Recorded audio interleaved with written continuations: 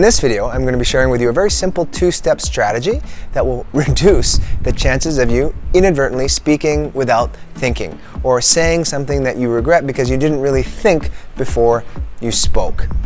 And this two-step strategy is very straightforward. It is simply to pause and then ask a follow-up question.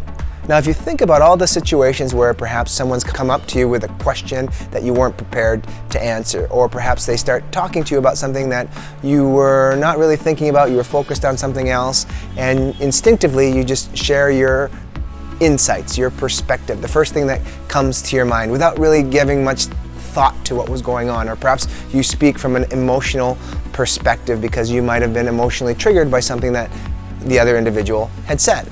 When these situations happen, we often say things that we don't necessarily want to.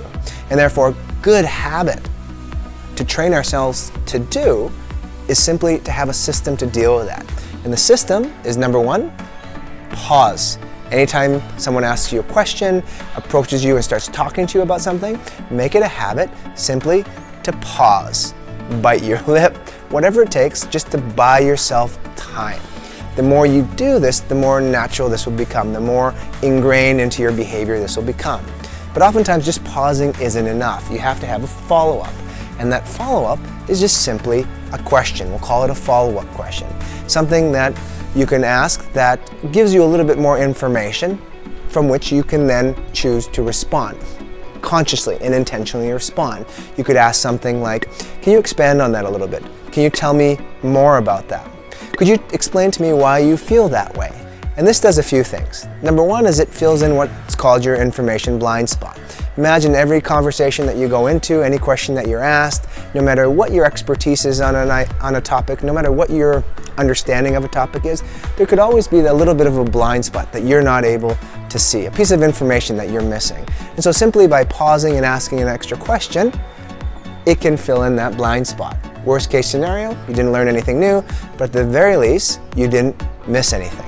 The second thing that it does is it shows the other person that you are in fact listening, right? More often than not, what people do is just shoot from the hip and just say something right away. They respond, right? They've been conditioned to do so. But by simply taking a moment and making it a habit to ask a follow-up question, well, it takes the other person by surprise a little bit and turns the table in many respects and causes them to think a little bit more and really notice that you are in fact listening.